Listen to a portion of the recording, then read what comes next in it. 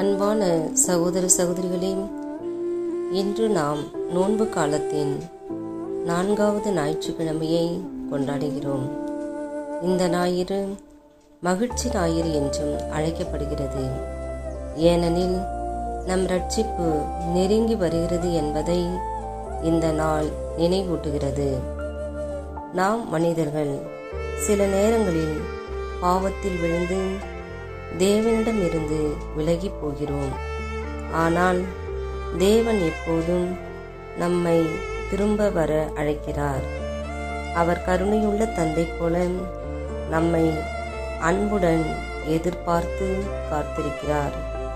நாம் மனம் திரும்பி தேவனை நாடும்போது அவர் நம்மை மன்னித்து தனது அன்பில் மீண்டும் சேர்த்து கொள்கிறார். இதுவே நோன்பு காலத்தின் உண்மையான அழைப்பு. இந்த நோன்பு காலத்தில் நாம் செய்ய வேண்டியது மனம் திரும்புதல், அதிக ஜெபம், பிறருக்கு உதவி, தேவனின் அன்பில் வாழ்தல். நாம் தேவனிடம் திரும்பும்போது அவர் நம்முடைய வாழ்க்கையை புதியதாக மாற்றுவார்.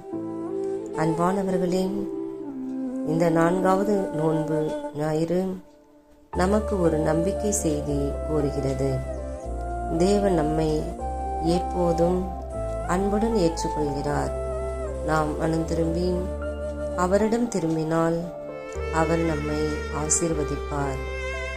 கருணையுள்ள அன்பு ஆண்டவரே, இந்த நோன்பு காலத்தின் 4வது ஞாயிற்றுக்கிழமையில் உமது அன்பையும் இரக்கத்தையும் நினைத்து நாங்கள் உம்மை நாடி ஜெபிக்கிறோம்.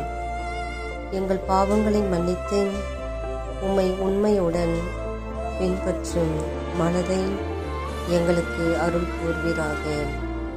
ஆண்டவரே, எங்கள் குடும்பங்களை ஆசீர்வதியும். எங்கள் வீடுகளில் அன்பும் அமைதியும் ஒற்றுமையும் நிலைத்திருக்க அருளும். நோயாளிகளுக்கு குணமளிக்கும் கிருபை தாரும். கவலையில் இருப்பவர்களுக்கு ஆறுதல் தாரும். இந்த நோன்பு காலத்தில் நாங்கள் மனம் திரும்பி உமது அன்பில் வாழும் கிருபையை அருளும். இயேசுவின் பரிசுத்த நாமத்தில் இந்த ஜெபத்தை சமர்ப்பிக்கிறோம். ஆமேன்.